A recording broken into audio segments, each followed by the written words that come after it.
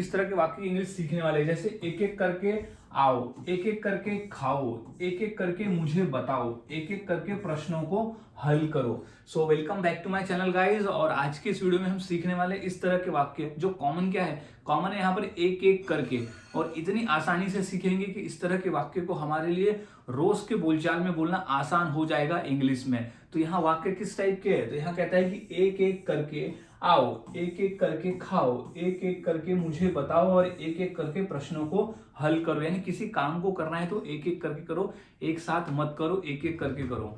तो अब हम इस वाक्य को इंग्लिश में बनाना सीखने वाले हैं। तो देख लेते हो कौन सा फॉर्मूला है जिसके आधार पर हम ऐसे वाक्य को आसानी से इंग्लिश में बना सकते हैं। उस फॉर्मूले को सबसे पहले हम समझ लेते हैं ताकि हमें आ जाए। तो वो है कि V1 यानी होता है क्रिया, V1 यानी होता है क्रिया। अब किस क्रिया को एक एक करके करो वो हम पहले लिख देंगे। सबसे पहले तो हम उस क्रिया को लिख देंगे जिसे हमें एक एक करके करना है, प्लस ऑब्जेक्ट बचा हुआ भाग, जो भी बचा हुआ पोर्शन रहेगा क्रिया के बाद में वो ऑब्जेक्ट में आ जाएगा।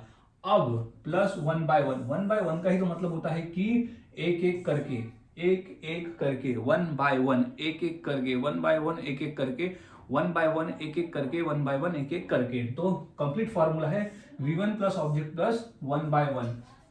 तो अब हमने कंप्लीट फॉर्मूला समझ लिया। अब हम आगे फॉर्मूले के आधार पर वाक्य को इंग्लिश में बनाना सीखते हैं।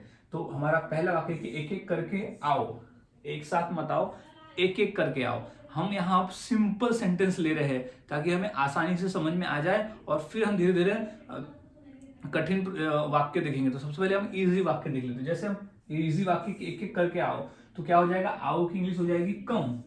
आओ यानी कम, आओ। अब एक एक करके, तो अब वो बोलता है कि one by one, one by one यानी एक एक करके आओ, तो कम वन बाय वन, एक एक करके आओ, कम वन बाय वन। तो इस तरह से वाक्य बनते हैं। और वाक्य देख लेते हैं, जैसे एक एक करके खाओ, एक साथ मत खाओ, एक एक करके खाओ।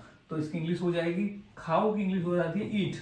ईट मतलब खाओ, क्या करके, एक एक करके। तो one by one, one by one, एक एक करके खाओ, तो ईट वन बाय वन। कुछ और वाक्य देख लेते हैं और आसानी से समझने के लिए।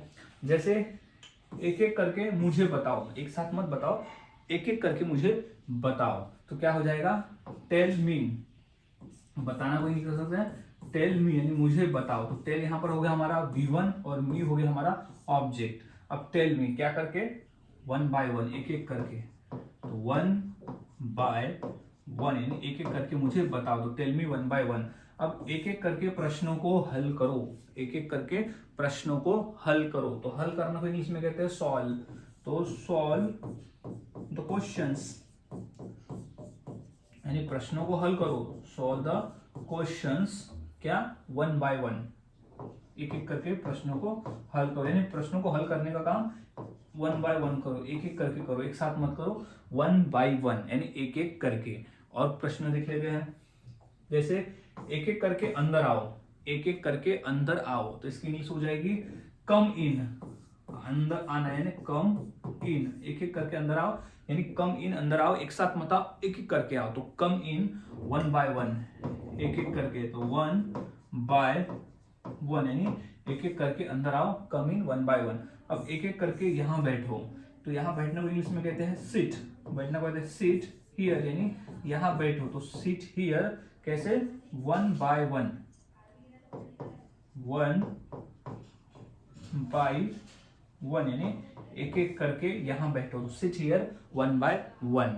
सो गाइस इस तरह से वाक्य बनाए जाते हैं और बोले जाते हैं। अगर हम कहना है कि एक एक करके खाओ, या एक एक करके फलों को खाओ, या एक एक करके मुझे बताओ, एक एक करके उत्तर दो, तो इस तरह से वाक्य हम बना सकते हैं इस फॉर्मूले से।